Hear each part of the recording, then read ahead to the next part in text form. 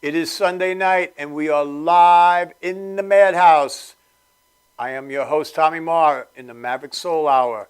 And tonight, we have a really, really close to my heart special show about someone who I've actually had the pleasure of sitting down with one night and for about 4 hours and hanging out with. And it was something, my most famous, best rock and roll moment of my life was that night. And I have the man here that's going to tell you everything.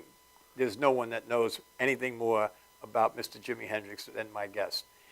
But I'm going to hold that right now, and I want to just go back a little bit. I want to just talk a little bit about, from the last show, I really, really, really want to thank my girl, Parita Kitson, who actually, I don't know if you guys were watching, but last show we did, she took my spot.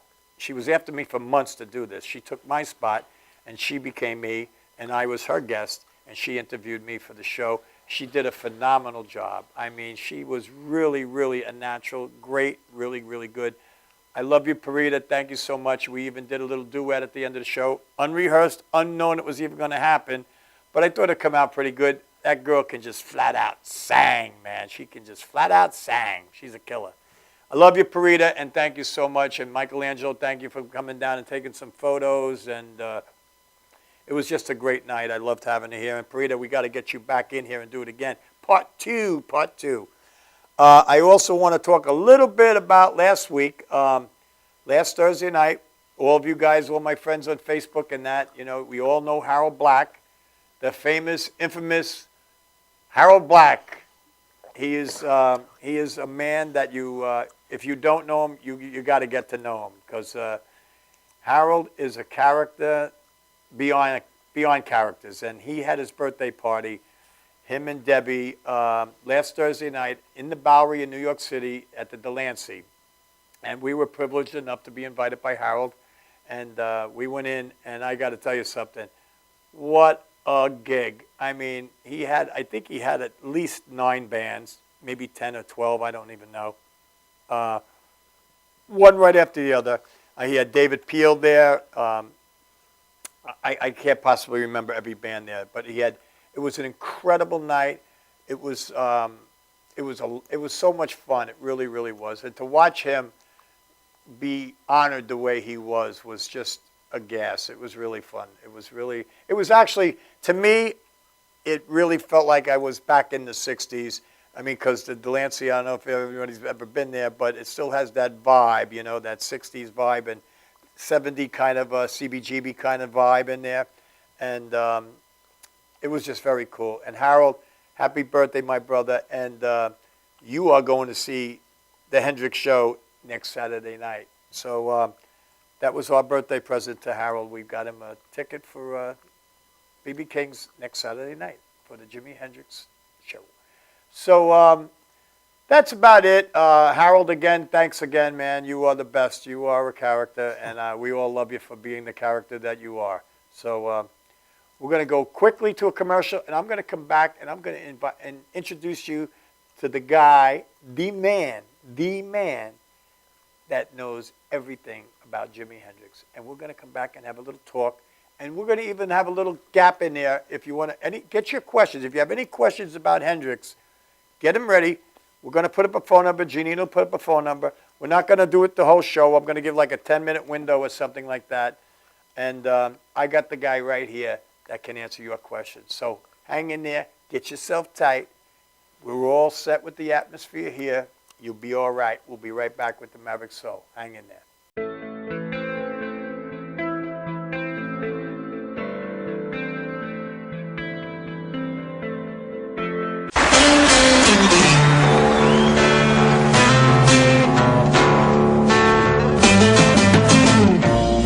Hey Joe,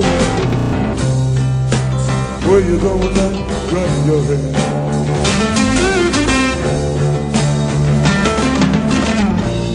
Hey Joe, I said where you going now? Gun in your head.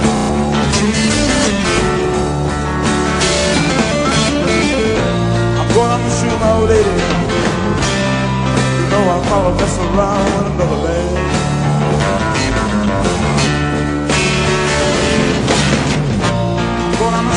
old lady. You know I'm probably messing around with another man. Now that ain't too good. Hey, Joe, I heard you shot your lady down, you shut her down.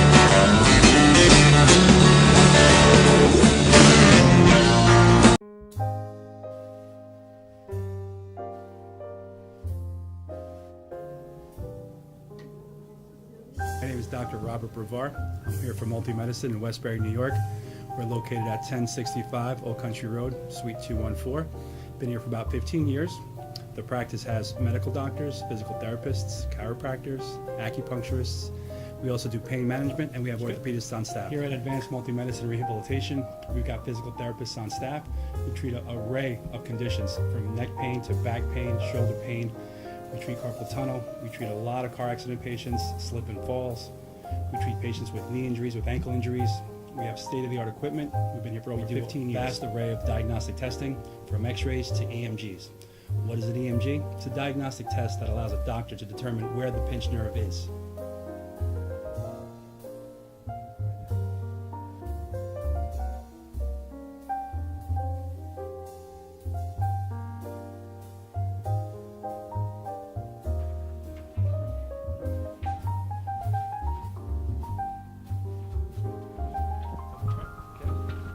Cora is a physical therapist at Advanced Multi-Medicine and Rehabilitation. She's working on Stephanie, who was involved recently in an automobile accident.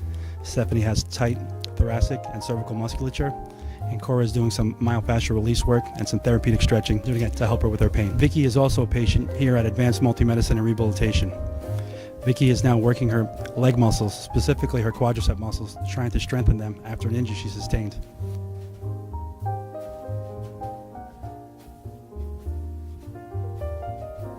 If you find yourself in need of any type of physical therapy, please don't hesitate to call Advanced Multi-Medicine and Rehabilitation, located in Westbury, New York, in Suite 214.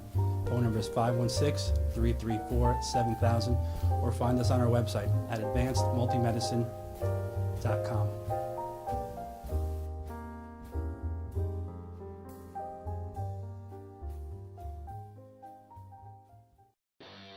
Nova's Rockin' Inc. MC with Madhouse TV present Rockin' Madhouse event in association with CNC Spirits and Wines. Sunday, December 7th, doors open 5 p.m. The premiere of Mick James at Revolution Music Hall in Amityville, New York, and Club Loaded. Special guest Tang featuring Denny Colt and Bonnie Parker, also featuring Fractured Smile.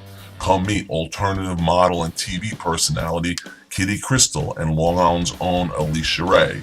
Also meet the hot woman of Armageddon. Come hang with Ink Master Jay Blondell and the internet's newest social media, Tales of the Tap. Ladies, come get crowned Miss Rocket Inc. MC and appear on shows as co-host. This event will be filmed live and aired on Rockin' Inc. MC on a later date. Advance tickets $12 at clubloaded.com and check rockinincmc.com for other locations.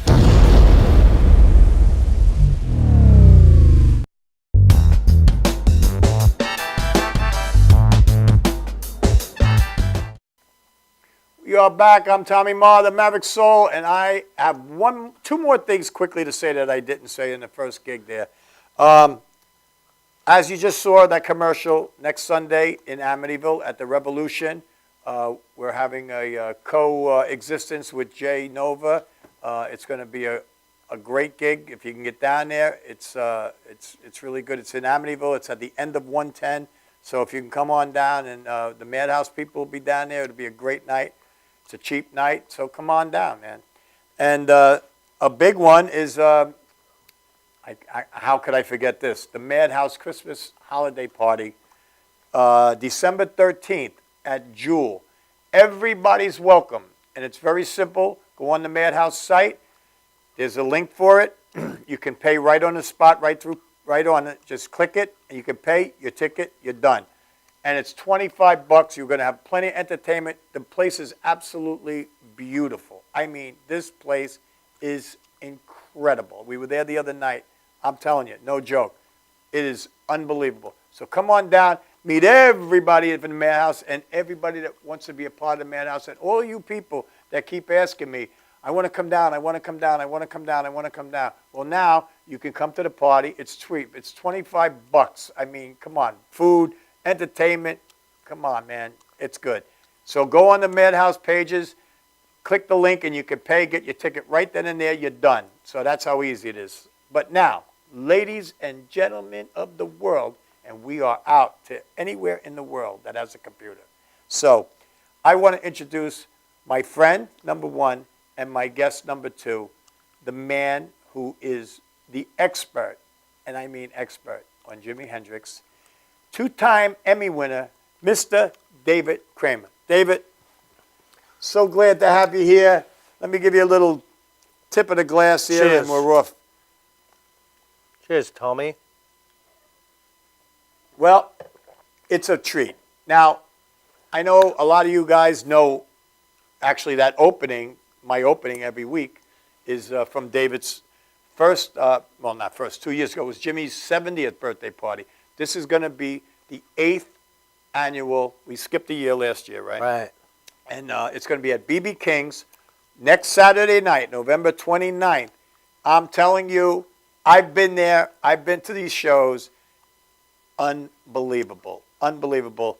And I can't, all of my friends, I'm telling you, I am telling you, if you trust me, and you know I'm a loyal, true guy. I don't lie. I don't blow smoke. This is a show you do not want to miss. And I promise you, I'm not blowing anything up his ass or anything. You got to go to this show. If you're a Hendrix person, you have to be there. Vince Martell is going to be there. Duckskin Groove. Robbie Krieger from the Doors is going to be there. I mean, come on, man. You can't not be there. And the list goes on. Kate Deutsch, who is incredible, incredible. Andre LaSalle. Angel Recca. Yeah. Go ahead, David. Who else is there? Pat Jones, Patrick Stanfield Jones, played with Randy the Isley Hansen. Brothers, played with the Buddy Miles. I managed Buddy Miles about 20 years ago, and Pat was in the band back Right. then.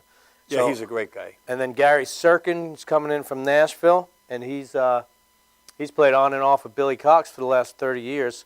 He was also in a band with Mitch Mitchell and Billy Cox Right. called the Gypsy Sun Experience.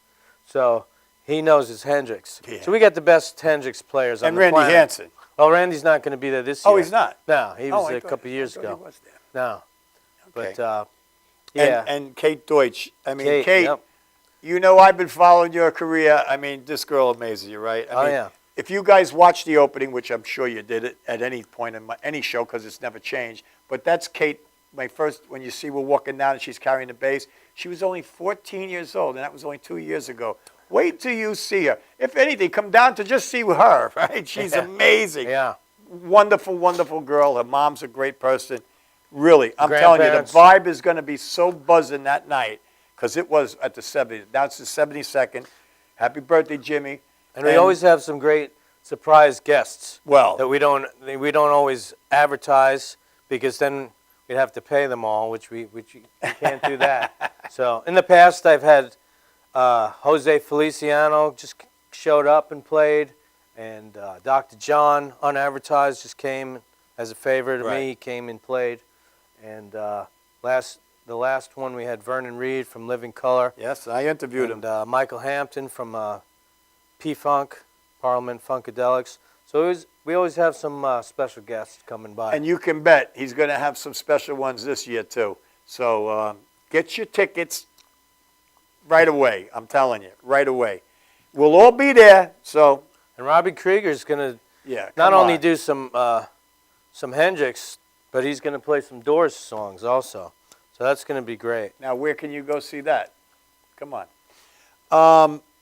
Now, I don't even know if you know this, but I actually had the honor of sitting down with Jimmy one night for like 4 hours. I didn't even know that. For 4 hours. I'm going to have to get you on camera. In the Generation, which later became Electric Ladyland. Right. And his last words to me was, "Oh, like, man, I'm going to go jam with Buddy." And he jumped up on the stage Buddy Guy. and played with Buddy Guy. 1968. But I sat with him, and April. Janice Ian was at the same table. That song Society's Child had just come out. And it was in the Generation, which Jimmy later brought, and it's still Electric Ladyland. Yep. And that was that's my greatest, I've met a lot of people, but sitting down, I mean, I was only like 15 or 16 years old, and I remember the guys, I could still hear his voice say, "Oh, here comes Hendrix," and I was like, "What?" And then he sat directly across the table from me, and we talked for like 4 hours. Wow. It was unbelievable. Remember what you spoke about? I just listened. I do remember he was eating a vanilla ice cream, I think, and I remember it was running down his goatee, and like I wanted to go, Jim, like. But I was a kid, man. I was like, I couldn't believe I was sitting there. Yeah. But it was through a friend, my friend's father. He was one of those guys, and his partner's son was opening the place. And I'll tell you how long ago it was. It was the first time I ever saw a man with a ponytail. We had gone there like a month before that when they were still working on the place. Yeah. And, I saw this guy with a ponytail. I couldn't believe that the guy had a ponytail. So that's how long ago it was. And it was an amazing, amazing night that I'll never forget. Yeah. Never. But, who knows? That place was only open for like Yeah. a month or so. Yeah. Yeah. Yeah. And so many people played there. I was there Sly and twice. the Family Stone played Yeah, there, and yeah. Janis Joplin, Yeah. and Chambers Brothers, Yeah, Jimi which Hendrix. I saw the Chambers Brothers there, too. Did you? Yeah. Yeah. They B.B. might have even King. been there that night. Too. Yeah. Well, Martin Luther King was just assassinated at the time, and they had the whole what they call the Wake of a Generation, and they had a lot of people came there Yeah. in his honor and jammed. Yeah, it was quite an experience for a kid, I'll tell you. I mean, because, at that time, that's all I was listening to was Yeah. Hendrix and Cream. Hendrix and Cream. Yeah. But great time. It was like my favorite year in music was like 67, so. Right. It was a great time. But, getting back to you, David, I mean, the list goes on and on and on and on about your accomplishments. I mean, you're a 2-time Grammy winner. Emmy winner. And I'm sorry. Maybe That- Grammy that- for the documentary. I would bet a lot of money on that. Maybe even an Oscar. Well, I don't know. Would you want to talk a little bit about the documentary? Sure. Because now, folks, I want you to know something. I'm going to let David talk about it because there's probably legal reasons or whatever. The estate of the family, which if you want to touch on that also, is fine with me. But I don't know where the legal ends are, so I'm going to kind of let David handle this part. But I will say one thing. I know people, a lot of people that have seen this. We were invited to see it, but then Neville got sick and we couldn't go. You had it in Jersey one night. You ran it. Remember? What, at a venue? Yeah, Oh, that was at the Falcon in Marlboro. I think so. We're doing it there this year, the night Okay. before the BB's Well, gig also. I know about 30 people that went there that night, and it's the incredible part about this, what he did, he didn't just do a documentary like you see on other channels or anything. David went back to early childhood, right? So we're gonna let David take you back to wherever he wants to begin with it and explain what went down, and what's going on with it. Well, yeah, it's not your typical documentary of 1 or 2 hours. This is going to be a series between 10 and 15 hours long, with hour-long segments and half-hour segments, covering Jimmy's entire life, starting from his childhood. There's an hour-long segment on his childhood. And you actually went back and Went to Seattle, interviewed his dad, his brother, Leon, all the aunts and relatives and friends that helped raise him. What happened to the it's picture? gone. Oh, we're still up there? We're okay, Janine, right? We're still on the air? Yeah, she's just searching for pictures. and Oh, stuff. okay. So I interviewed his football coach, Really? who later went on to become the governor of the state of Washington, Booth Gardner. He was Jimmy's football coach, yeah. So dug real deep. Army people. Couple, not that many. Hard to find those guys. Yeah. And so the whole childhood segment is the people he grew up with, went to elementary school with, high school with, bands, you name it. The people that raised him, and different musicians, like you mentioned before. Billy Davis, he met Jimmy when he was still in Seattle, because Billy Davis was playing with Hank Bell Right, and the Midnighters. Exactly. I just the, interviewed him up in Canada. It was Right. It was incredible. So he was. They were at the Eagles Auditorium in Seattle, and Jimmy went to the show. And after the show, he was trying to meet Billy Davis because Billy Davis is a great guitar player, and Jimmy aspired to be that. So, you know, Billy Davis wrote "Little Sister," who Stevie Ray Vaughan covered, great guitar part. So Hendrix went backstage to try to meet him after the show, and he was standing around there by the dressing room and wanted to meet him. And every time someone came in or out of the dressing room, he asked if they could get Billy Davis to come talk to him. And Billy said, "I don't want to talk to no guys. It's exactly what he told me, and we have it on tape. All these women, I don't want to talk to no guy." But Hendrix was so persistent, and he wouldn't go away. Yeah. So finally, three times the guy came back. The guy said, "This kid's still waiting for you." Yeah. So finally, Billy Davis came out and met him, and they hit it off. And Jimmy asked him to come to his house that week because they were off the whole week until the show next weekend. So he came by that week and met Jimmy's dad. Jimmy wanted him to meet his father because. You know, he was really dedicated to becoming a musician. So Billy went to his house and met him, and they stayed friends right up to his death. Well, I mean, if you guys have watched the interviews that I did do with up at the Windsor Blues Fest, which was the biggest blues festival in North America, you know, when I interviewed Bobby Rush and Coco Montoya and Laura Rain, and I mean, you can go back and watch that interview because exactly what he's saying is exactly what he told me. It was like, I don't want to meet no dude. I don't want to meet a dude. Bring me some women. Bring me some women. I don't want to meet no dude. And he said, and what he had told me that at that time, Hendrix never ever even played an electric guitar at that point in his life.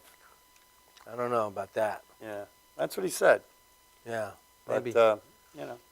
Yeah. But he did. He was in bands at the time, you know. And I said to him, "Did you teach him how to eat the strings?" And he said, "Well, yeah. Well, maybe I won't say but I've been doing it since 1955." So Yeah. it was a great interview. If you want to go back and watch that interview, it was the Windsor. T-Bone Walker was doing it in the 40s. Yeah. But I mean, I think in this, he told me he had a 2-week layover, and they really got tight. You know, they really got tight. And well, you Became know, friends, I mean, yeah. they became like brothers. So. Yeah. But you know, and then after the childhood segment, then he goes into the Army, and when he gets out, he goes to Nashville, where he really got his chops together. And so I did a whole segment on the Nashville experience, where I interviewed all the musicians, all the blues guys that were around there when he came out. Johnny Jones, who I don't know if you ever heard of him. He passed away a couple of years ago, but I booked him at B.B. King's. He's a great blues player. He played with Bobby Blue Bland. yeah, I do know. Hell of a guitar player. And Hendrix learned a lot from Johnny Jones. So You learn of all those old blues guys Oh, through yeah. Arnie Goodman. He knows them all. Yeah, yeah. He knows them all. So the Nashville segment tells about his whole time in Nashville and all the guys that he jammed with on Jefferson Street. And then after that, he leaves Nashville and he comes to New York. And then I did a segment on each of the 5 of the more famous bands that he played in. The Isley Brothers, Little Wilson Richard. Pickett. Wilson Pickett. Well, he wasn't in his band, but he jammed He with played him. with him. Well, I mean, there's videos of him playing with Well, there's some pictures. Yeah. No video. Yeah, black and white, right? Yeah. Yeah. Yeah. I know Wilson Pickett, too. So Yeah. I just showed you the picture there. Yeah, so he jammed with Wilson Pickett. He was in the King Curtis Band. He was in Curtis Knight and the Squires, Joey D and the Starlighters. Oh, really? I didn't know. Yeah. I didn't know that. Dave Brigatti. Yeah. He'll probably be at the Hendrix show. Cool. I spoke to him yesterday. He was supposed to come. And, David knows a lot of people, so you never know who might pop in there next Saturday night. Yeah. So, it's really in depth, and we get into all these bands in depth like nobody's ever done before. And a lot of these guys are gone now. A lot of them have passed away. So I was lucky to start this project when I started it because a lot of them are gone now. And I interviewed all these band members that were in these bands with Hendrix. Nobody ever bothered to track them down. Like Curtis Knight, I interviewed him on his deathbed. I went out to Europe. Where was he? In Holland, Amsterdam. Really? Yeah, and I had been talking to him when he was in New York for a few years, and I wanted to interview him, but he wanted money, and I didn't really have the money at the time, and I had just started the project, but I kept in touch with him, and then I got a number for him. Somebody told me he's in Holland, so I called him up, and he said, well, you know the deal, if you want to interview me. So I said, yeah, so I offered him a few bucks, and he said, okay. And when I got out there, I found out he had terminal cancer. She didn't tell me until I got out there. His wife met me at the airport, and she told me about it. So I was really lucky to get him. It was like, I mean, see, this is what I mean. This is why this needs to get out there. And it's 14 hours? Is that what it is? it's going to be between 10 and 15 hours somewhere Wow. in there. I mean, who wouldn't want to watch that? I mean, on a weekly basis or something. I have 400 interviews, 400 on-camera I interviews. would. I'm sure anybody. I mean, because let's face it. I mean, anybody you meet who doesn't really like Hendrix, even if you didn't really like his music, you like the guy. You Yeah. like. Everybody liked him. He's a name that will never go away. He Yeah. changed the whole ball game. You know what I mean? Exactly. To this day. Yeah. So I mean, who wouldn't want to see this? I mean, I would die to see this. I really would. I would love to see it. Oh, I'm not going to have you die. Not just yet. I'll have to sneak over and take a peek. Well, I'll come to Jersey and watch the other. Yeah. So I was lucky to get all these people, and because I booked these shows, I was able to get a lot of people that wouldn't normally want to do the interview, but because I booked them for a show, they agreed to do the interview. Like Joe Cocker, He wasn't buddies One of my with favorites. Jimi Hendrix, but they did hang out a few times, Yeah.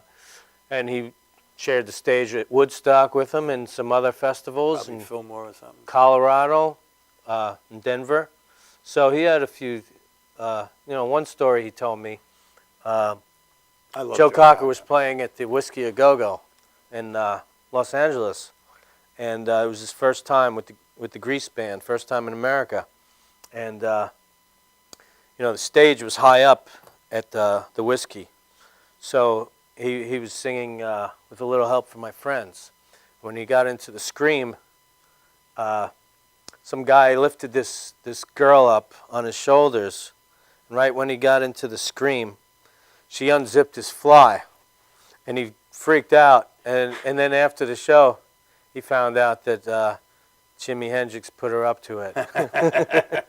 Yeah, I'm sure he had a little nest He had of a good goodies. sense of humor, Yeah. Jimmy. Everybody liked him. Yeah, everybody likes Joe Cocker too. I love Joe Cocker. I actually do a little Joe Cocker myself. So. Do you? Yeah, Oh, that's cool. what I do with Amber and one song here and there. But that's one of my songs. Ah. Little Help from My Friends. Okay, cool. I'll show you some videos. Yeah. Pretty good. But and then, is there a lot of musical footage in the documentaries? too? I have some good footage that nobody else has. Some different things that I purchased over the years.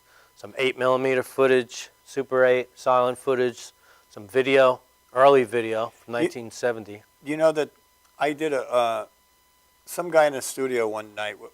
I don't ever usually.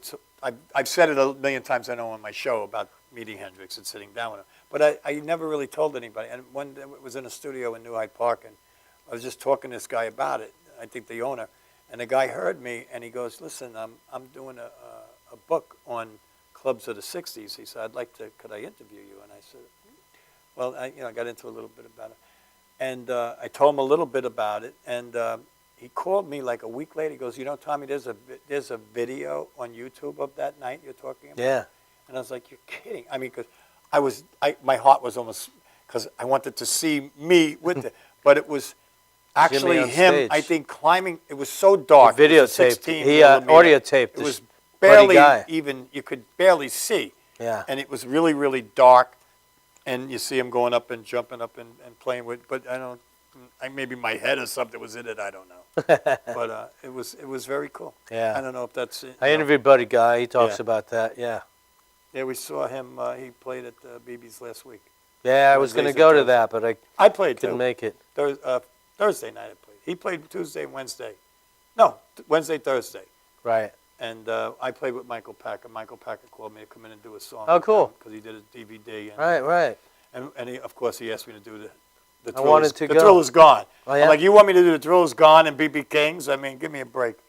But it was cool. I mean, he had, what a band he had. Oh, my God. He Yeah. had Kerry Carney in there. He had the dude, Paparazzi from the Blues Brothers.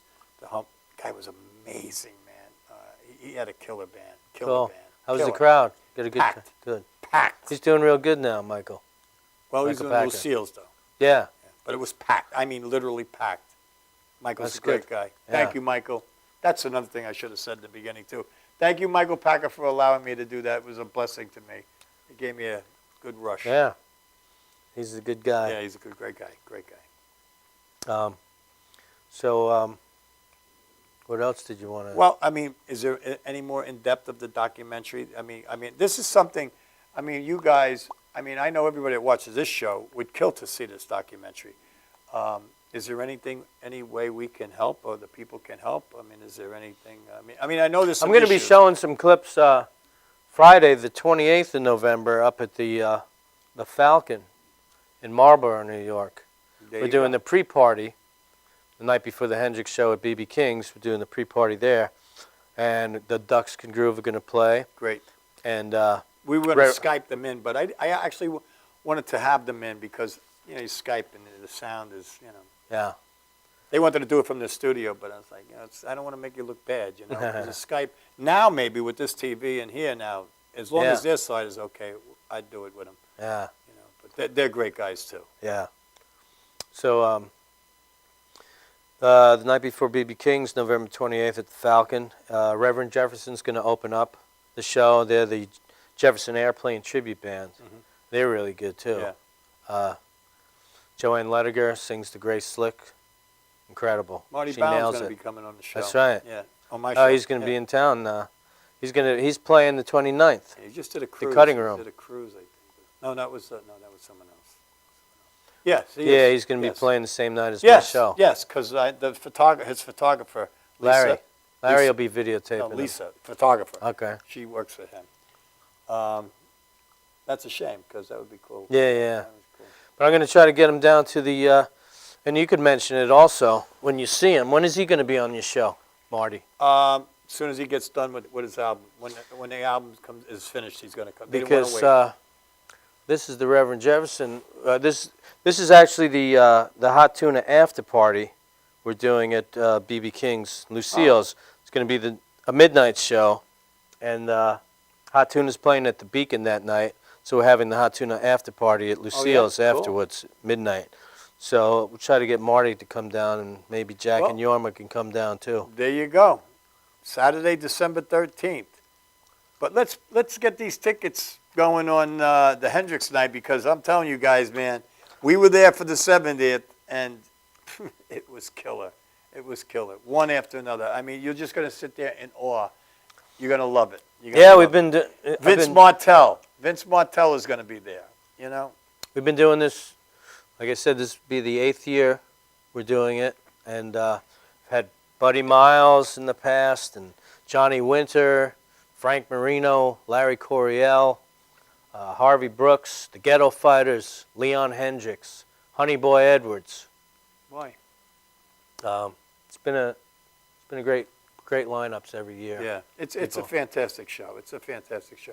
I mean, to go out and Robbie Krieger, Vince Martell from the Vanilla Fudge. I mean, the list goes on and on and on and on. And I mean, where can you go see Andre LaSalle, Ducks Can Groove, which are amazing. They're like killer band. I mean, they're killer. From Sweden. Sweden. Patrick Stamp, Joan. I mean, that guy is incredible too. All these guys that have some Jimi Hendrix connection. Yeah. Either they played with a member of Hendrix band, Right. Buddy Miles, or Right. Billy Cox, or Mitch Mitchell, or Curtis Knight. There's a The connection. Isley Brothers is a connection there. Or I try to keep it authentic and have Jimmy's contemporaries that was around in the '60s that either recorded with him or toured with him. Right. As you know, Vinnie Martell Yeah. jammed with Hendrix and Vanilla Fudge. I mean, Vinny's done my show 5 times. I just booked him over at the Vanilla Fudge. I Right. just booked him over here at 5 Towns in the Dix Hills Performing Arts Center. Sold out. It was great. That's still one of my favorite bands. He's I a gotta great tell you. guitar player, Vinnie, and you know, Their harmonies and stuff are just, Yeah. see, that album, the first album, with all the psychedelics. I mean, that was the year, man, '67. I mean, everybody would come to my house because I had the black lights and I spray painted everything I owned. We had no money, but I spray painted everything. We had, day glow, and then put the black lights on and did our thing and just listened to, Three Blind Mice, Eleanor Rigby, and I mean, that stuff was such great, yeah. Shadow made him do it. But Yeah. he's a great guy. And actually, how fitting, and just by accident, there's Vince Montell's guitar right there, signed by Vince right there. Yeah. Pretty crazy. It's an omen. But He's going to be calling in, right? he's supposed to be. He should have been called in already. I spoke to him today. He said he was calling Yeah. in. I hope he didn't fall asleep because Vince is a great guy, a great guy, and his wife Peg. We love them dearly. I mean, they've done our show 5 times at least. Yeah. So, She's going to sit in on Are You Experienced? oh yeah. Yeah, she's going to play some Now, keyboards. now Kate Deutsch, is she going to be with Ducks and Groove or She's going to sit in with a couple different people? yeah, a couple different ones. She's. I love her. Great girl. And also, I mean, with this documentary, is there issues with the estate and all that? I mean, do you want to even touch on that, or I mean, I know there's some problems. Well, the Hendrix estate, which is run by the adopted stepsister of Jimi Hendrix, who goes by the name of Janie Hendrix. Yeah, that's a sad story, but she only met Jimmy a couple times when he came back to Seattle to play a concert in 67, 69, 70.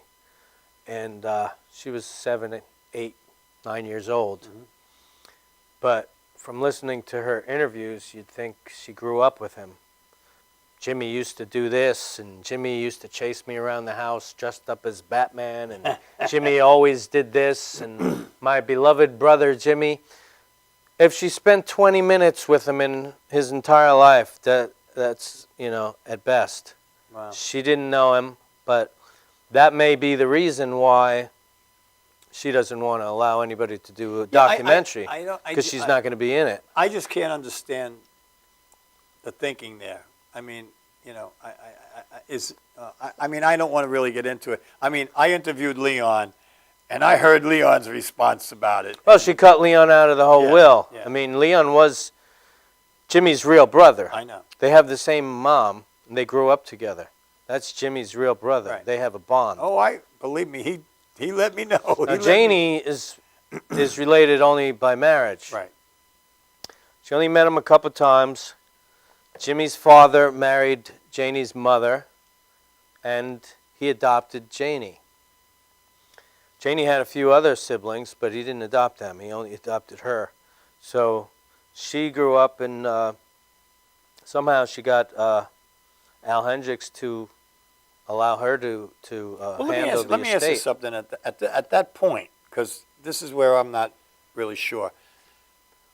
Were they not getting anything at that point? No, it wasn't. They were getting ripped off, but Right. they were getting something. So in a way, did she kind of help? I mean, but then took it too far? Yeah, I mean, she's obviously motivated by greed. She's cut out everybody. I mean, I met her at the beginning when they were first trying to get the estate back, because Leo Branton, the black attorney from L.A., had guided Al Hendrix. It was like, I'll take care of you, I'll protect you. Mm-hmm. Whitey ripped you off. Yeah. That's not gonna happen again. So Al Hendrix trusted him, and then he ripped him off. So they were paying Al Hendrix $50,000 a year for about 20 years. And then they said, wait a second, there's something wrong here. Jimi Hendrix is selling millions of albums, and how come I'm... And never mind the merchandise. Yeah. Yeah. But Al Hendrix was just, he was a gardener with that poster was about $25 right there. Yeah. And that was about 15 years ago. Yeah. So he just, he didn't have a Business. high school education. He was a gardener, so he trusted this guy, and they ripped him off. So then they said, let's get another attorney and try to, get this estate back. So that's what they did. And then, all of a sudden, I never heard of Janie before. And all of a sudden, I'm hearing Jimi Hendrix's sister, Jimi Hendrix's sister. I'm like, what? I didn't know we had a sister. And so she took over things, and she started telling everybody she's Jimmy's sister, which is kind of weird because she only met him a couple times. Right. But And not blood. yeah, they're not blood, only by marriage. And Leon wasn't included in the will, but then right before Al Hendrix died, the will was changed, and Leon was excluded. So That's just ridiculous. she may have had something to because do with that. there's got to be a lot. She might have had something to do with that. You think? But there's got to be so much money now, even now. Millions. Every millions. year. Yeah. You can't throw. But she wants it all. And But let me ask you. This is what I don't understand. I have never even asked you this because I never really had the chance to. But I see so many documentaries and books written about people that they don't want written, and they're out there. How can she stop you from putting this out? She can't. So why is there a holdup? No, there's no holdup. I've Oh, just no? been working on it. Yeah. Yeah, just gathering Oh, material. see, now I was told that she was trying to crush it, no. Oh, she'd like to, but everything I'm doing is legal. The only thing she could So stop. this will be happening. Oh yeah. Oh. I feel bad. Now, see, I didn't even know that. I actually thought she had a Oh, stop no, order no, on no. you or something. No. Oh, great. She'd love to stop it I'm if she sure. could, but I'm sure. she can't. Documentary is newsworthy, and you Okay. can't stop the news. So where do you see this going? VHS or something, and used as in a Well, Tommy, VHS is obsolete now. Well, I'm just throwing it. DVD and television. Television. Yeah. So I'm putting it together. I think that would be incredible, like even in a history channel, anything. Yeah, I'm putting together the trailer now, so I'm going to start shopping it. Because I'll tell you the truth, honestly, with me. To me, like this reality TV, it's the most disgusting stuff. Yeah, it's ridiculous. It's ruining our kids. Kendra on top. Yeah. And it gets even worse than that too. There's basketball wives and scratching each other's faces out, and this is like what you want kids to watch and think this is how you get ahead. It's pretty pathetic. Grow your ass big, pump it up with moose fat or whatever the hell they do. I don't know, but I don't know. Like the entertainment part has kind of left, and now it's just like who can be the biggest moron. Is making the biggest money. There's going to be a market for good television. So. But like this Daryl Hall show. I don't know if you catch it, but I think it's a great show. I haven't At seen it Daryl's yet. house. It's phenomenal. He brings a different guest every week. It's the old town crier. No, it's at his house, and now he just bought another place. He was upstate New York. It was the town crier before. Yeah, he just bought a new place, and now they're doing it from there. Yeah. But it's great because they go into the history. Like they eat dinner, they have a cooking session. But like he had CeeLo Green. One of the best shows was CeeLo Green, Smokey Robinson, and they do each other's songs. It's so good. It's cool. so good. Now that is entertainment. Yeah. That's Right. entertainment. Watching someone claw someone's eyes out, I don't get it. So I wish you nothing but blessings that this thing gets pulled off and you can get. No, a lot of people don't understand because it's taken so long. See, I worked in television for 20 years, and we had deadlines every day. There's no deadline on this. Right. I'm just here to do a scholarly, historic document of the greatest guitar player that ever lived, and however long it takes, But I'm finishing now, and it's going to get out there. But a lot of people don't understand because I've been working on it for over 20 years now, but I've done 400 on-camera interviews and acquired film and photos and footage that nobody's ever seen before. Right. So, Well, let me ask you. I mean, I know you know a lot of people. I know you. I know a percentage of what the people you know, and I know a lot of people. But you know, I mean, like, can't these like the Monkeys, Ginger Baker, Stephen Stills, that you know you're friends with these people, Joe Cocker. Jerry Garcia's no longer with us, but you know you have Jerry Garcia, he's one guy I wasn't able to get. I got pretty much everybody I wanted to interview, most of them, in 400 interviews, but there was a handful of people I haven't gotten. Garcia. Any Pete Townsend? Anybody from the Who? Yeah, John Entwistle. Oh yeah. Yeah. Good. I'm sure Pete would do it too. Yeah. I got him at the Blue Plaque ceremony in London talking about Hendrix. I videotaped him there. I love that story. I think it's true that when Clapton, or I don't know who brought who, but Clapton, when Hendrix first hit England, and I think Jimmy wanted them there and somehow made a connection. I don't know if Jimmy this is wanted true, to meet Clapton. but the great part about it was I don't know who said to who, because it was Clapton and I think Pete Townsend, and after watching him perform, I think it was Townsend turned to Jeff Beck. It was Jeff Beck, said, yeah. what are we going to do now?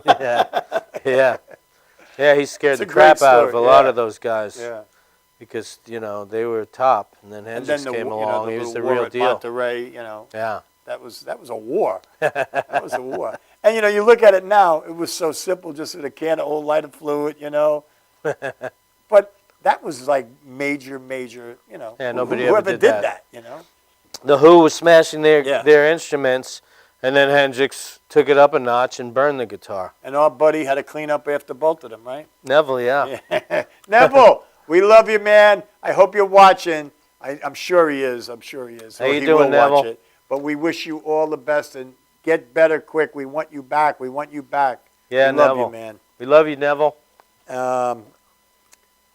So, where do we go? Garcia, man, he was one guy I wish I got, because Yeah. he was like so many guitar players. He probably would have gladly done it. Well, not at the time. Really? He wasn't interested in doing any interviews at the time. It was, he was more interested in getting high at the time. But, when you think about all these great guitar players that came out of the 60s, Garcia, Hendrix, Dickie Betts, Jimmy Page, Jeff Beck, Santana. See, I classify Hendrix and Page as the game changers. Yeah. Those two guys. Jeff Beck to me. Yeah, Jeff Beck. Too. But when you see all these guys, you hear a few notes and you know who it is right away. Absolutely. It's like, that's Santana. Right. That's Hendrix. Right. That's Dwayne Allman. Right. I don't hear any guitar players like that anymore that you could say that's so-and-so, because they're all pretty generic. Right. There's a lot of great guitar I players agree. out there, but There's some blues players that in that realm that who they are. You can kind of tell, but not in. they all had their own unique voice, Yeah. and we don't have that anymore. Yeah. I agree. Yeah. And it's like a voice. And Like Garcia. the singers, you hear Rod Stewart, it's Rod Yeah. Stewart. You hear, Robert Plant, it's Robert Right. Plant. That's you're absolutely right. And you hear Garcia. Look how many people he's influenced. Look at all the Grateful Dead cover bands. I get to the point where I don't even want to listen to the Grateful Dead anymore. Right. And I love the Grateful Right. Dead, but my But point was is also he like just a great classical influenced so player, too, many right? people. Who, Garcia? Yeah. Was he? Yeah. I know he's into bluegrass. He used to play with that guy, the other guy, I forget his name. The two of them, they were incredible. David Grisman? I believe so. Yeah. I'm not sure. But I was trying to get Garcia to do an interview for a while, and his manager just kept saying no. I'll ask, but he doesn't want to do anything. He doesn't want to do any interviews. So a friend of mine was friends with Bob Weir. So she said, Bob Weir will do an interview. So I said, okay, I'll settle for Bob Weir. But he was cool. But anyway, we went to the Four Seasons Hotel because the Grateful Dead were staying there. They were playing at the Garden all week. So it was Bob Weir's birthday. So we went there, and I met him, and he said he'd do the interview. I said, great. And then I met a lot of cool people there. I met Bear, Stanley, or Stanley Owsley. I always confuse that. The acid guru. Yeah. So anyway, I wandered out into the lobby, and I just picked up the house phone in the hotel and asked to speak to Jerry Garcia. And they switched me to his room, and he picked up the phone. Oh, yeah? Yeah. I said, Jerry? He goes, who's this? I go, David. And before I could get out the first syllable of my last name, he goes, don't know you. So I just told him what I was doing and loved to interview you. But you could tell he just didn't want to be bothered. And he was just, he didn't even come down to the party. Yeah. It was Bob Weir's birthday, and everybody was down there, but he didn't even leave his hotel room. So he didn't want to be bothered. And I said, I'm doing this documentary on Jimi Hendrix. I'd love to talk to you, do an interview. And he just got kind of flustered and said, I really don't do interviews while I'm on the road, but when's the Grateful Dead not on the road? That's for sure. That's for sure. So I didn't get him, unfortunately. Well, listen, I think we're going to take a little break. We'll go to a commercial. We're going to come back. We got a couple of videos for you. We got some pictures we want to show you from some of David's parties, Jimmy's parties, and hang in there. And I hope you're enjoying this because I'm like a little kid in a candy store here myself. So hang in there, get yourself tight. We'll be right back with the Maverick Soul with Mr. David Kramer.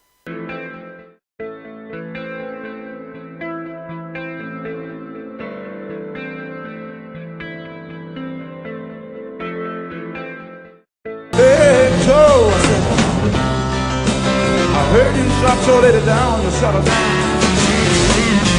Yeah. Yes, I did, I shot her. You know I caught her mess around town. Yeah. Yes, I did, I shot her. You know I caught her mess around town. And I gave it a gun. Shot her.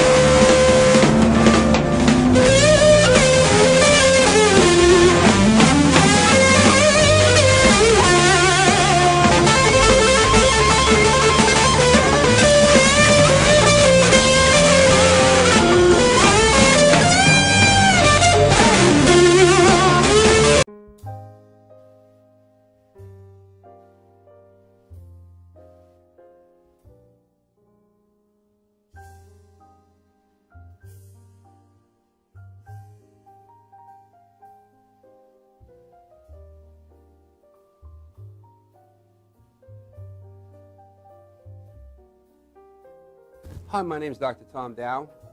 We have a multidiscipline practice in Melville and Ronkonkoma, New York, and we treat patients with many, many different conditions, from newborns through geriatric patients with numerous different techniques. There's a technique and a type of treatment for every class of patient. We have them all here.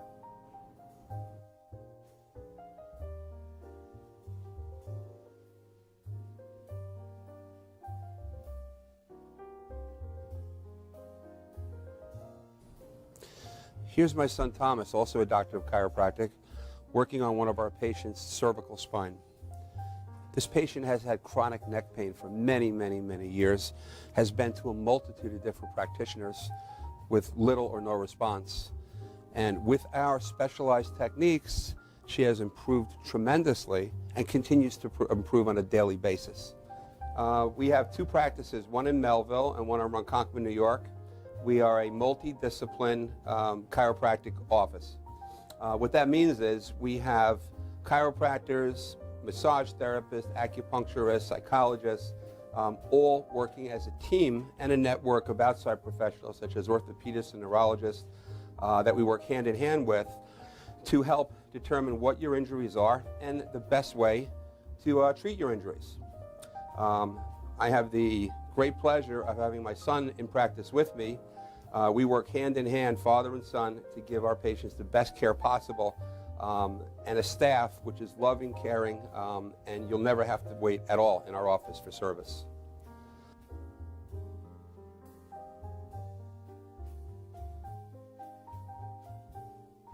Many times, patients come into our office and they have what's called a soft tissue injury. Soft tissue injuries are like scars inside your body. If you've ever been cut on the outside of your body, you get a scar. The same thing happens inside of your body to your muscles and ligaments. So our job is to determine where those are, stretch the muscles, adjust the vertebra back into their correct position, and then refortify the normal structure with exercise. That's what we do best, and I hope someday you'll come see us at one of our 2 offices. Thank you.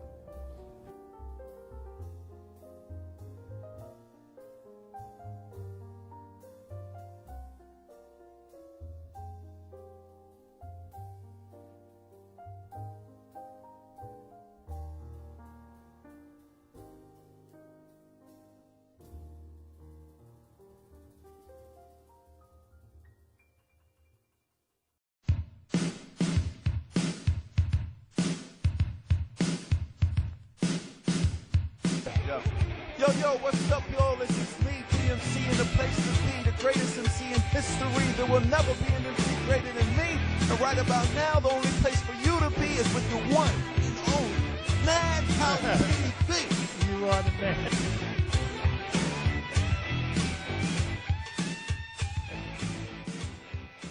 All new equipment, all new sets, exciting new shows for 2015, only on MadhouseTV.com.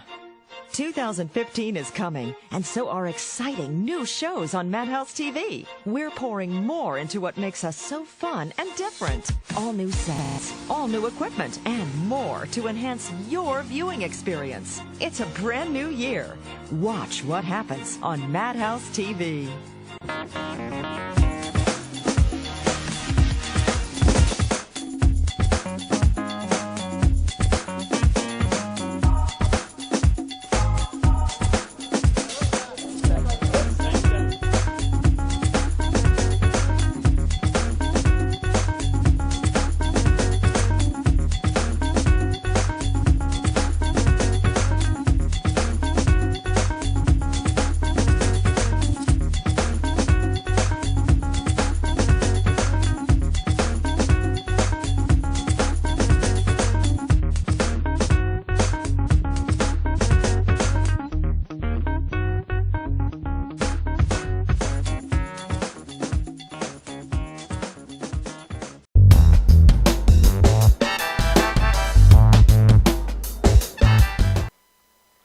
We are back with the Maverick Soul in the Madhouse, and I have Mr. David Kramer here, probably the most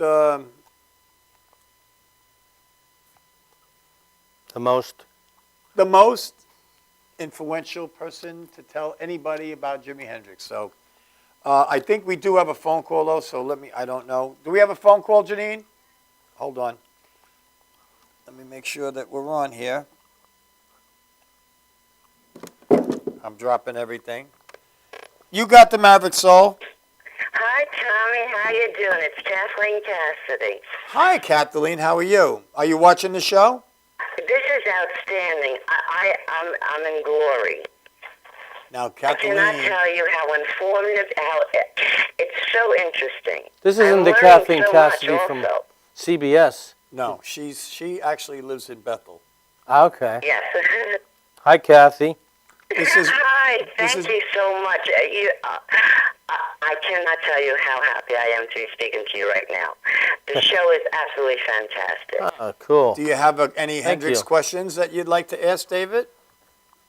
It's the love of my life. I was a little girl with the jean jacket with the button on with the yellow boa.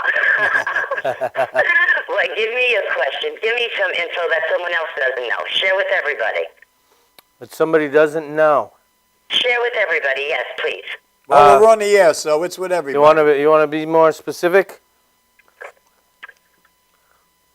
How about a Woodstock question? What was his feelings? What did he really, really feel? You want to know something that nobody really knows? Yes, please.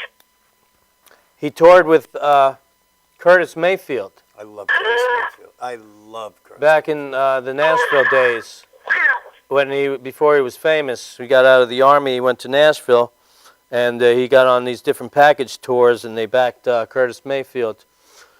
But Jimmy blew Sorry. his amp out one night before he came on. So Curtis said, "I don't want you on the stage while I'm on stage." And it broke his heart. He was practically in tears because Curtis Mayfield was one of his heroes. Yeah. You know, Yeah. Curtis Mayfield was one of his biggest influences. When you listen to it, like "Wind Cries Mary," and Right. you hear all that. Right. Let me ask you something, Kathleen. Are you bringing your crew down to next Saturday night to the BB Kings? BB King's I don't know about, but something in December where I might be going to. Well, BB King's is yeah. Well, that's okay too. But this is a show. I mean, you got Robbie Krieger's going to be there. Vince Martell's going to be there. You got a. That sounded wonderful. I heard you talking about it. I was looking at your guitar. That's next Saturday, November 29th. Next Saturday. Jimi Hendrix's 72nd birthday celebration. Oh, that's the 29th. Yeah. Next. I was definitely thinking about it. With Well, Sandra and I think you and Lysandra and the crew should come down. It sounds like a plan to me. Yeah. And pass the word around up there to everybody. If you like know it. Jimi Hendrix, if you love Jimi Hendrix, Love it.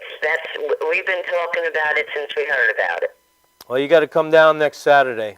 Oh, definitely. We were at BB King's to see Tommy perform. It was outstanding. Oh yeah. Thank you. Oh, outstanding. Truly outstanding. And I thank you for making the trip. They came a long way. Oh yeah. Oh well, and by the way, I mean, are you close to where is that going to be? Marlboro, New York. Marlboro, New York. You close to that? That's a little closer. Well, I'm in Bethel, so Marlboro's not that far. I got to talk to Starshine, to Sandra, to see what she's doing the day before. Oh, that's her new name, Starshine? She's always what I call her, Starshine. I'm kidding. Friday night we'll be there at the Falcon in Marlboro, and that's At the Falcon, I know, I heard you say that. Yeah, and we're gonna have Hendrix music, opening up by a Jefferson Airplane tribute band that's incredible also, and I'm gonna show some. I saw them in Middletown years ago Oh yeah. at an old theater. Ah. Great And band. as a matter of fact, I'm going to bring my scarf that has a signature on it. Oh yeah. Yeah, to see if it's still, yeah. Yeah. So Why we'll be not? there. We'll be there Friday night, and I'm gonna show some clips of the documentary, my forthcoming documentary on Jimi Hendrix. I'm so looking forward. Yeah. So you're gonna come Friday?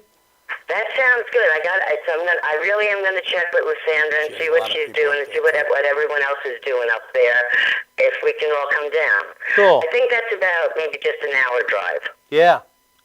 Well, So that's not bad. I like Marlboro. Marlboro's cool. come say hello to us next week at Saturday night at BB King's. I guarantee I would never lie.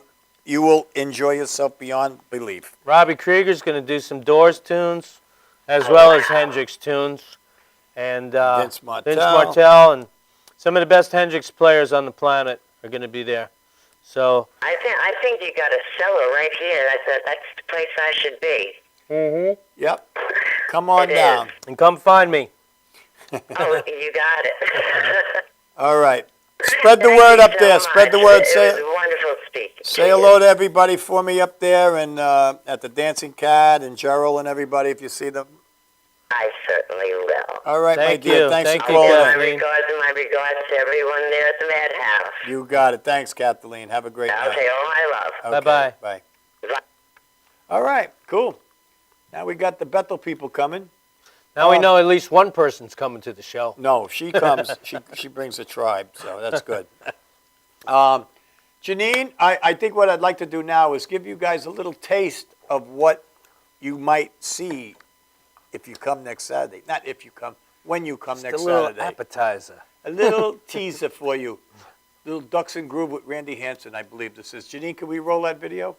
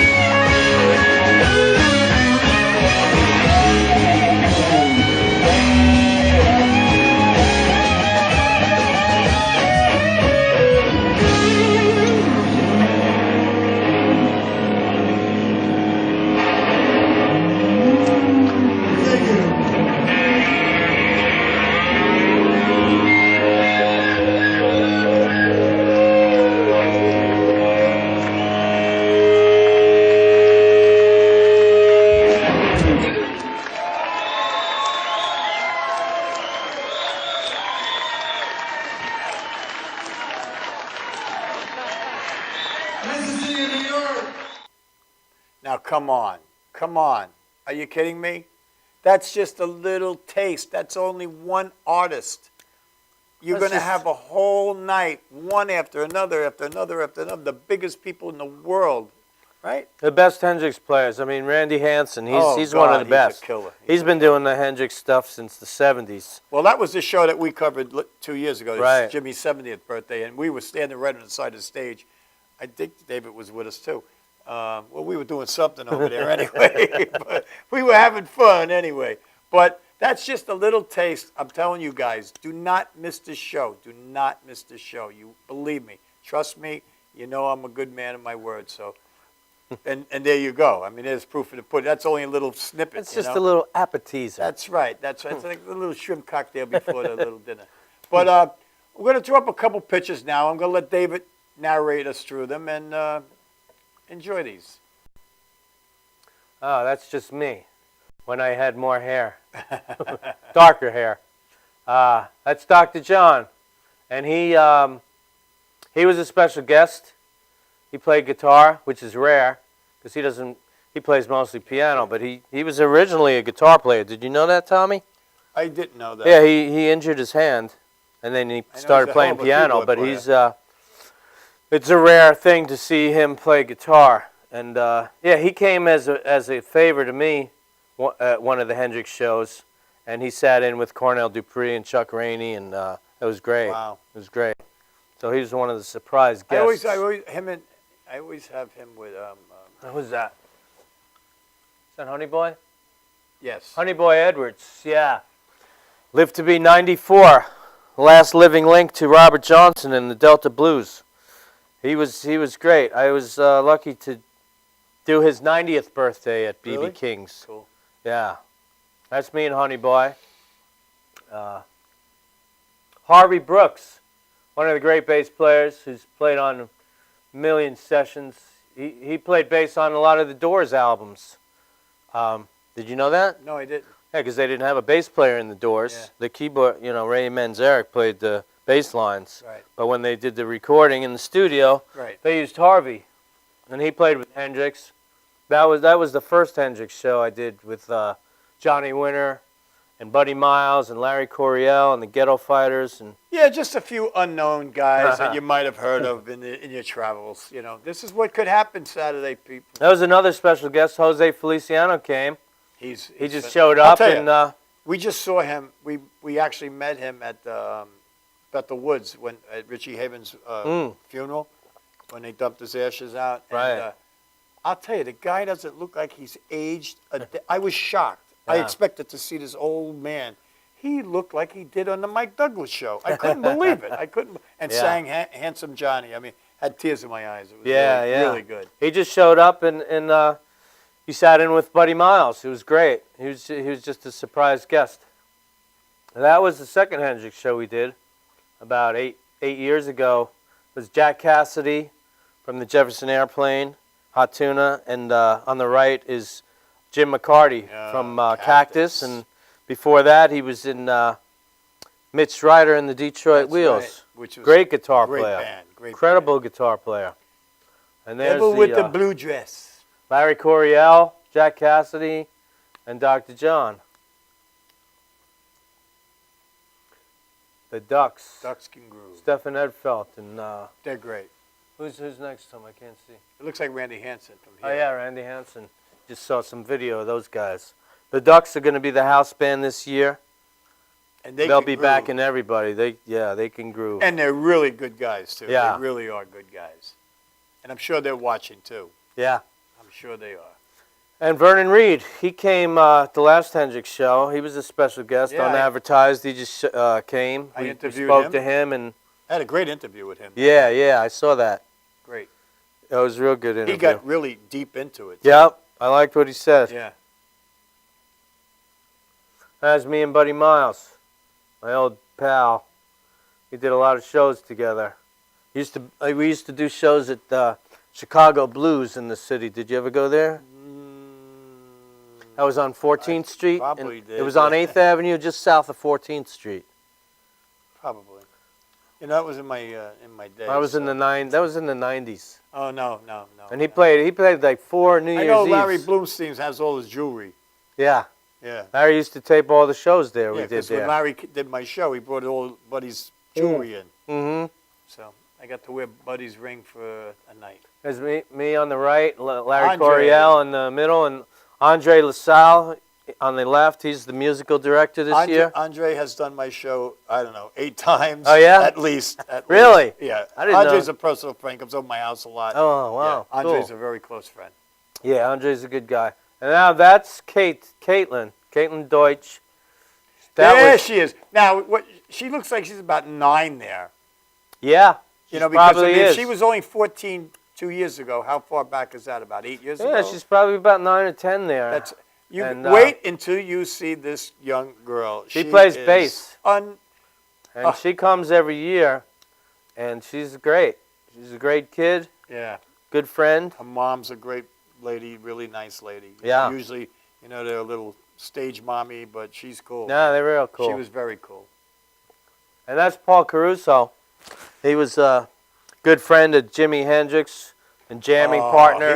He's Jimmy, yeah. and he was mentioned in the Axis Boulder's Love album, the famous radio interview when they said, we're talking to a very peculiar-looking gentleman that goes by the name of Mr. Paul Caruso on the dodgy subjects of are there or are there not flying saucers or UFOs.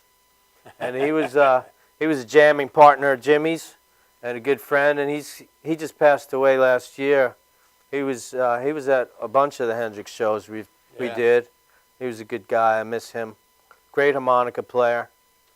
And there's Joe Cocker. My man. I was just talking about before. My man. I love Joe Nice Cocker guy. to pieces. Great singer. I'll an tell you, we original. saw him I guess maybe Janine 3-4 years ago, whatever. I'll tell you one thing, man. That guy is still got it, and he never stopped. He never really spoke. He just kept one boom, boom, boom, boom, boom. I had seen him a couple of years, I think 2 years prior to that.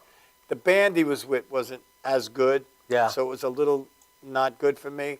But the last time we saw him, he just killed. I mean, the guy killed. The guy. I mean, there's a voice you talk about. The second one you of hear a it, kind. you know who it is. One of a kind.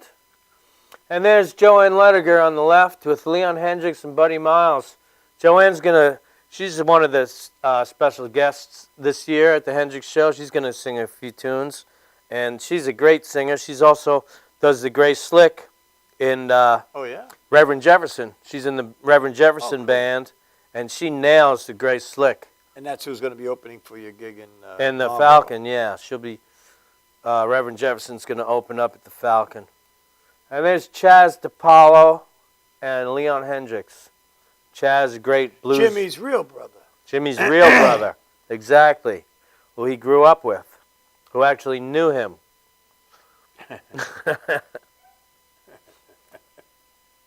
And there's me and Jack Bruce. God rest his soul. Yeah. Boy, could that, still one of my favorite songs of all times. Yeah, and that's when I was going through my Jesus Christ phase. I like that. You know who you look like? The guy from, what's his name, from the Foo Fighters there. Oh, yeah? Who's that? Whatever his name is. Huh? Grohl. Oh, Grohl. Oh, come on. I like what he's doing in the business, Yeah. though. I like what he's doing. Yeah. He's bringing it back real and not all this fake crap and all that. He's Yeah. just doing the real deal. Going to each of these old clubs and stuff. He's recording. It's really good. Yep. So there Is you that have it, it. Janine? Yeah, okay, cool. Now, people.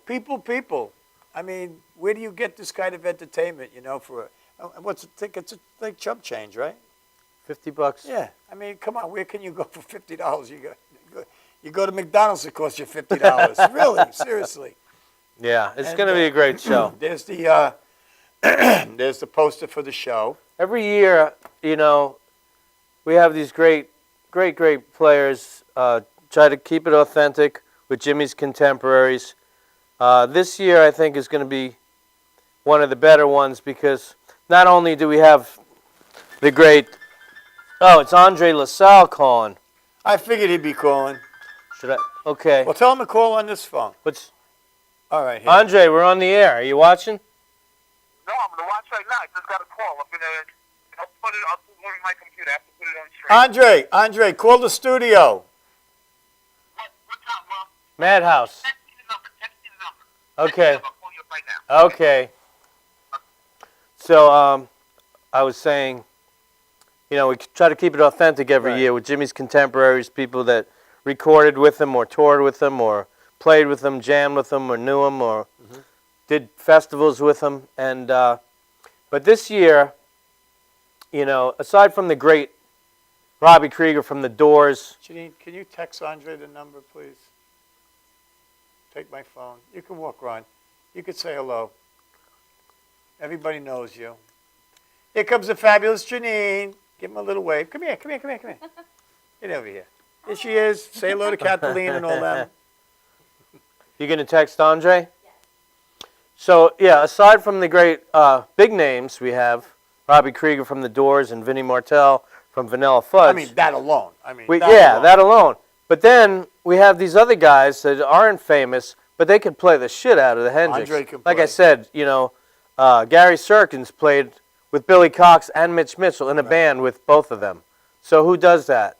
You got to know what you're doing. You got to know how to play Jimi Hendrix if you're going to play with Jimmy's bass player and drummer. I guess so. So these guys, they're not famous guys, but they could play Hendrix better than anybody. So it's going to be a hell of a show. Yeah, it is. It is. I'm really looking forward to it. I really am. And Andre LaSalle, he's going to be calling. Yeah. Well, Andre is a Madhouse family member. I mean, Let me Andre- text him the number. Well, What's the number? Janine's doing it. She did it. She got it. Okay.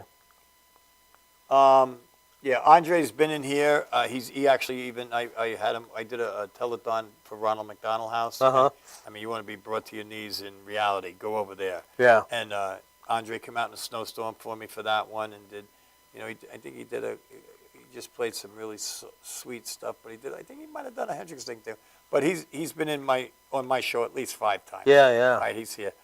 Here's my man. Hold on.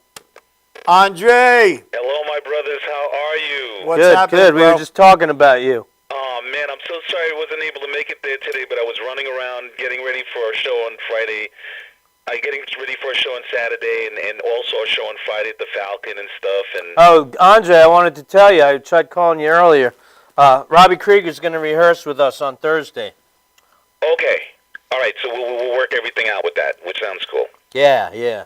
That sounds cool. I figured you'd like Well, that. Andre, while I got you on, with my brothers over there. while I got you on the phone, how you doing with that Fender I gave you? Doing good. In fact, I'm going to be talking to Dean. Dean is supposed to be putting the paint job on and everything, Oh, so I'll cool. be giving him a call. Cool. I'll be seeing him also when I go upstate, when we start to go through rehearsals and stuff like that. So how you been, man? I haven't seen you in a little while. Been doing pretty good. In the process of getting this show together, especially with the Aleems, with Tunde, with Taharka. Ghetto Fighters. Mm-hmm. And getting ready to play Brer Rabbit in Brooklyn at the Brooklyn Academy of Music. But this thing, I hope what's happening now with this show will be something that will carry on through more than a B.B. King situation, where we could start to put this thing out there. Especially, there's a lot of good places in Long Island. I've been telling Dave, the Paramount and all that other stuff. Sure. Huntington and Bayshore. So it gives us a Bolton, chance to try to Saturday. move this out here, because I think that we have a good audience out here in Long Island that appreciates the rock music that we're going to be Come giving on, man. everybody. Long Island, I'll tell you, I don't care what anybody says. Long Island is the music mecca of the world. There is no joke about it. In fact, we're getting so many good places, and that's what I was telling Dave. There's so many places. Living Color, quite a few groups are coming out here to play now. So, Well, Andre, you know too. Even over at Farrell's, I mean, the jam on Monday nights, incredible. yeah, and that's something that I was, I'm telling KJ Farrell's also, and I'd like to get it into 89 North, because I think that these shows would do very well. I think we have a good roster. Well, talk to me. I'll talk to some people for you. I Go can, for it. I got a few connections over there. Beautiful. But That's why I love you, Tommy. That's why I love you. and I just went over and because Vince called me that he played over at Farrell's about 2 or 3 weeks ago, I guess, and with his new little group he's got there of the veterans. I mean, they were killer. I mean, I really didn't Imagine. expect them to be that good. And we thought you were supposed to be there that night, I think. But Where your was it? little fan group was there. But Oh, nah, we had a good time. We had a great time. that is way cool. Well, you know something? It's really beautiful to be thought about. I really gotta, you know. Well, you sometimes know I I feel always that talk they're about forgotten, you. but that's not the case, and I really I feel mean, very grateful. Andre hangs out. He comes over to my house. I mean, Yeah. yeah. I mean, We just had we just put some pictures up of you, Andre. The one of me, you, and Larry Coryell. Let me tell you, I prize that picture. Larry Coryell is one of my heroes, and Dave has been a person who's really made things happen as far as us meeting people like my heroes, like Johnny Winter and Larry Coryell. It's been a real blessing working with Dave because I've met so many people that have been involved in the Hendrix legacy and whatnot, and getting a better understanding of the whole music dichotomy. Yeah, and Andre's so it's really been a blessing, and it's kind of hard to believe that we've been doing this many years after, and it's still working. It's like beautiful, man. yeah. well, Hendrix is never going to go away. That's He's not for sure. going anywhere. It's never Well, going to we go just away. have to learn how to proliferate it, and make sure that we put it out there in ways that would even make Jimmy proud. There's a lot of us that. I got a great idea, Andre. Uh-huh. David gets the documentary done, and you Yep. do a traveling show in each city with the documentary. There No you go. question, because the thing is that we actually have so many of the sounds that we're going to have with the people that we have playing, and believe me, David has been working on this thing. First time I met Dave was at a Living Color concert. In fact, it was Vernon Reid and Mask. If anybody remembers that was the first album that he put out with Steve Vai. And I went there to see, got invited there by Vernon, and I knew the drummer also, a guy named Curtis, and he was the one who introduced me to Dave. And Dave, myself, and Larry Blumenstein has been good associates, good friends from that time. And we just hit it off. And I did the first show with the Aleems, and as I said, David has been a blessing. He's been a real blessing to the music business, and he's been a real blessing to people that really want to understand the music. And that documentary, by the way, folks, is going to be stuff that you've only heard about Jimmy. Like, we've heard secondhand stories and stuff. But now you're going to be able to hear from the people like Little Richard, like Chuck Rainey, and all those people out there. If you're into Steely Dan, Chuck Rainey's a cat that plays all of this stuff on Asia. He plays all this stuff on the Royal Scam. These are cats that played with Jimmy before he made it, and actually played on Drift and Chuck Rainey and a couple other stuff. So David is a wealth of information. He has a wealth of information that gives the hidden pieces. Right. Of Well, what Jimmy you're was gonna, about, Andre, and you're gonna have to go back real and watch deal. the show over because we went through every little bit of it. We've been on Yeah. since 8:00. Awesome. So you can go back and watch the show. We talked about you. We had some pictures of you up there. And are you excited about Saturday? Yes. We got another call. Andre, I love you, man. I I haven't love seen you both, and thank you so much. I want to see that guitar on the stage. But let me take this call. We'll talk to you. I'll see you Saturday night. I'm going to be interviewing your ass. I love you both, man, and I'll see you soon. See you All right, later. Andre. Thanks Right for on, calling. man. in. Bye-bye. Thanks. Bye. You have the Maverick Soul. Hello. Tom, are you still on? Hey, there he is. He didn't forget. Vinny. Vinny. Hey guys, how Vinny. you doing, Dave? How's everything? Good. We thought Vinny you Martel, forgot. Vanilla Fudge. We thought you forgot us. Oh, not me, man. I tell you, I'm glad you guys are still on there. Yeah. Now the show's gonna start. Here we go. Here we go. Now we're ready. Yeah. Okay. Yeah, I'm driving. But beautiful, man. That's great. We're looking forward to the gig. Yeah, it's gonna be great. I was telling David how great you guys were at in Dix Hills. Dix Hills. Oh, yeah, man. It was Yeah, great. thank you, Tommy, for that, man. You hooked us up on that one big Yeah. time. My pleasure. You know how I feel about you guys. And also, Andre LaSalle just called in, and I was talking about the gig you did over at Farrell's a month ago, whatever it was. And I'll tell you what, man, that band is hot. Oh, you like that? I- I'm glad. Okay. We're I'm just telling doing you, a man. rehearsal, yeah. That was All right. hot. That was hot. It was a little more than I expected. I got to tell you, I really was. That power trio was like kick ass, Yeah. man. They were killer, Oh, killer. yeah, that's good, man. Well, we're planning to do, we're doing a Christmas party out there at in Copac. Really? Where? On the 10th of, That's all your relatives live in Copac. yeah, my relatives are all over there. It's the whole mob out there. So Vinny, you did this. This is gonna be like what your third or fourth time you're doing the Hendrix show with us? Yeah, right. I'm doing it a lot with you guys, yeah. Yeah, well, what does Jimi Hendrix mean to you? What What's comes that? to mind? What does Jimi Hendrix mean to you? What comes to mind when you think of Jimi Hendrix? Well, I think of the times we toured 13 dates in a row with him. We flew on a plane with him. You know, we talked, hung out a little bit. I relive, my old rock and roll, with the fudge, and it was just great, man. I tell you, a good friend of mine, Juma Sultan, is doing some stuff with him here and there. And but Jimmy is just really, he was the best. I'll tell you, classy guy, the best rocker, man. This guy rocked out and inspiring, and also that he was an Army veteran. It means a lot to me. I'm a Navy vet, and I got just the total respect for the guy. And what about the jam you did with him? Will that ever come out, you think? Well, we got to talk to Eddie Kramer. on the show. He was running the tapes that night. He started the machine. Jimmy let me start the jam, and I never heard it. Everybody was, smoking, drinking, whatever we was doing. Have you ever tried to? Have you ever tried to talk to them about putting it out? Well, I talked to Eddie Kramer. He said, I'd like to hear. I never heard it. He says, no, he doesn't remember. Yeah, Hey, conveniently. Please remember that one. That's very important. I got to hear it. I mean, it was a lot of people there. Carmine was there. Buddy Miles was there. Do you remember who played? There's a CD, the Henrik CD. There's a new CD out. I woke up, something, the Jimi Hendrix thing, found myself dead, I think is the name of the thing. Oh yeah, that was it from the Scene, Steve Paul's Scene. Well, that's it. That's where the jam happened. Now, I haven't heard it. I got to hear it. He opened it see up. if that's me on one of them things, that they're not sure who the guy is. I thought you jammed with them at the record plant. No, I jammed with him at Steve Paul. Well, that's right. We were at Steve Paul's Scene, and then we went to the record plant, and Eddie ran the machines. Right. See what Vinny's, he's a very modest guy too, but he's leaving out a very important part about Hendrix. What's that? That Hendrix asked him if he'd like to come into the band with him.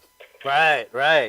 That's Well, yeah, Jimmy said to me, says, let me know if the Fudge ever break up. I mean, that was like the highest compliment I ever got. Yeah. So, unfortunately, it never came to pass. He, left this world shortly after that. But that was something that I, was definitely interested in doing something like that with him. you can send some up to him Saturday night, Vin. You got it, man. I'm looking forward to doing that one. Yeah. I'm going to be there. I'm going to be interviewing you too. Oh, cool, For the 700th time. Yeah, we'll be there interviewing. Beautiful. Yeah, Hey, man. Vince. Yeah. Do you remember who? When you went to the record plant and you jammed with them, do you remember who played bass and who played drums? Well, I think Cassidy was there one night, and drums, like I said, Carmine was there, and Buddy Miles was there. So I think one of them guys, I think Buddy Miles might have been on the drums. Right. And there was a whole lot of Hangers people on. hanging on. Yeah, there was a whole lot of hangers on that were there, and like I said, everybody was, who was drinking and who was stoned or whatever. So there was a party going on at the same time. So you didn't really zero in on. I was involved in a party part to some degree, if I may say. Yeah, as Noel Redding used to say, a bunch of leggers. Oh man, you know it. Oops, hold on, I'm driving a car. I must have doing something wrong here. Hold on. we don't want to get you in an accident. We need you for Saturday. Yeah, man, you got it. Vinny, All right. we can't thank you enough for calling in. I thank you so much. And please send our love over to Peg also, to both of you. We love you guys. And we'll see you Saturday night. Hey, and to everybody listening, happy Thanksgiving, and to you guys, and for all your listeners and fans, we're looking forward to Saturday too, brother. Look All forward right. to seeing you, Vince.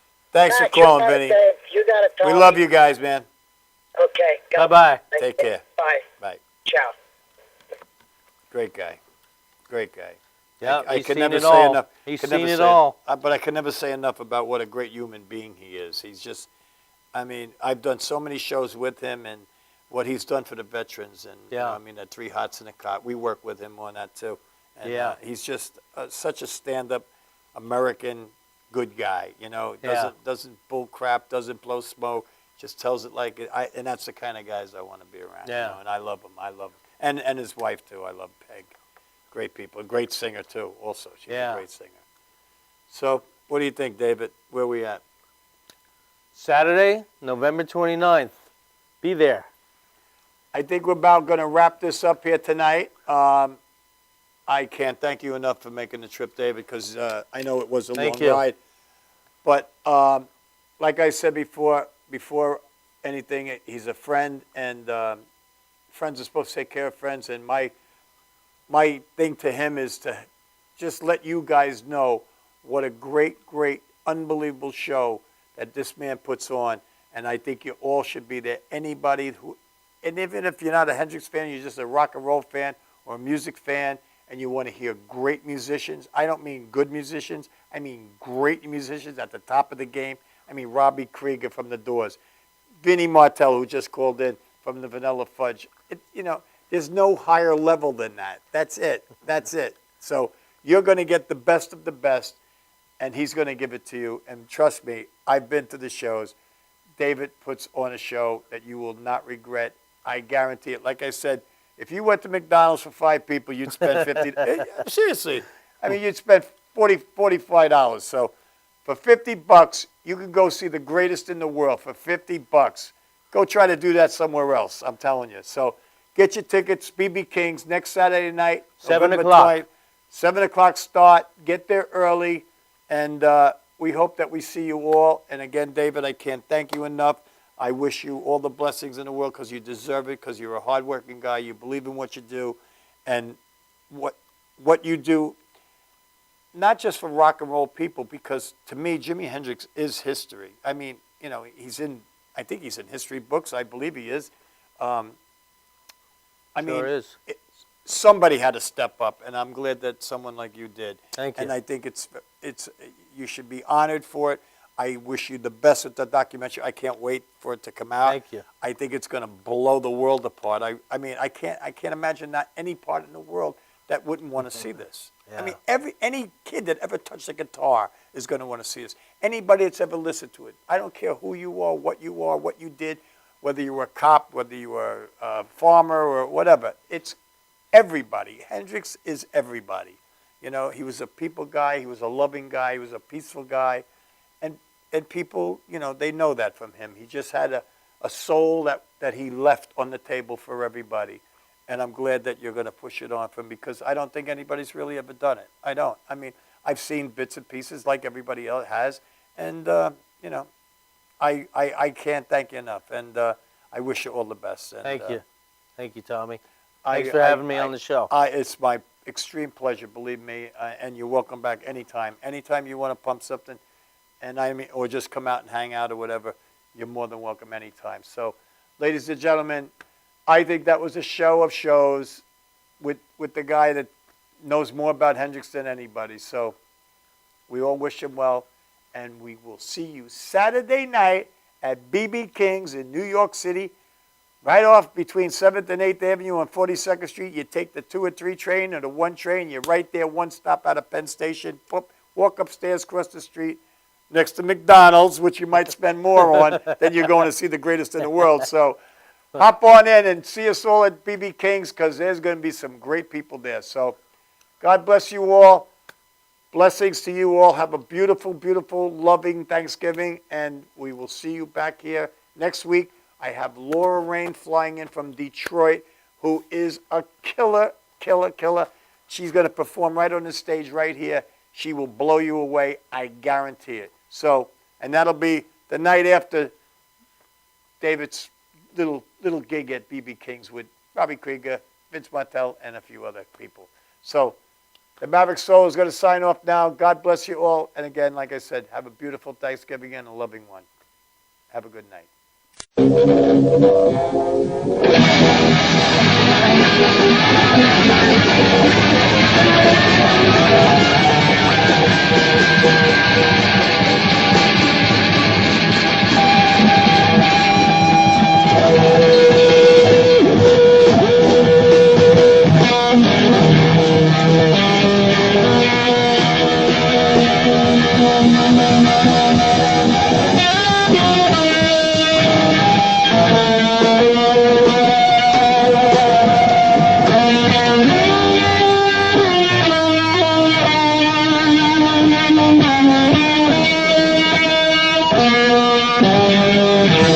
Thank